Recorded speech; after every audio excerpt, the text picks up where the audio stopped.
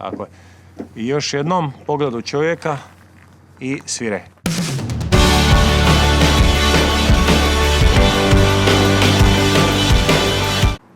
I tri... Aha, kihnić će. Snimamo i to, ovo će biti najbolje. Pa kihni, što te briga. Ovo je za fane, kako se to zove? Bloopers. Bloopers. 3, 4 i stavi cvikere.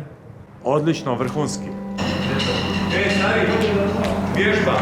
Pogledat će ravno i pogledat ću od tebe, ti reći što se više sviđa. Ne vidiš mene? Ne vidim.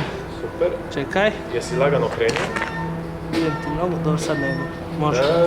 Malo kreni. Ajde. I dobro je skočila je. Aha. Može.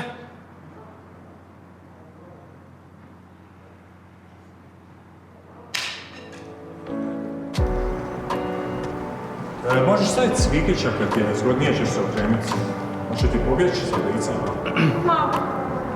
Ajmo bez njih, prosti. Da ne bije briga pred odnjeseš. Nema, okej. Ajde. Mogu ih ono kao... To ajde. Znači okreni se, tamo gledaš u zid. I 3, 4. Čekaj. Šprint. Još malo šprinta, malčice brže.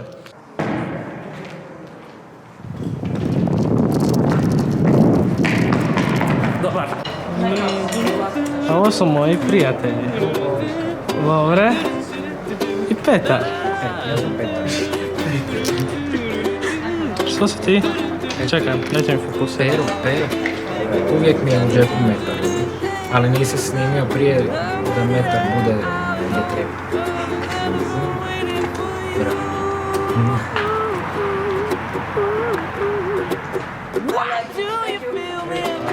Lovre je kao što vidimo priliku. Sad kada pada. Da, možeš. Može. Tako, grabi. Korak je, bravo. Odlično. Bravo, odlično. Imate dobro je? Dobro je. Odlično. Dobro je. Laura, slikaj. Ljudi, što sad? Sad ja vas snimam kako svirate. Okreneš se tu, slobodno. Ajde, može. Više on čuje, a mi se ne čujemo.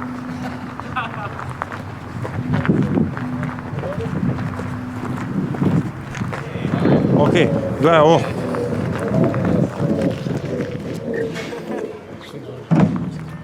Ti ćeš mi, kako je tvoj prvi akord, što ti napraviš?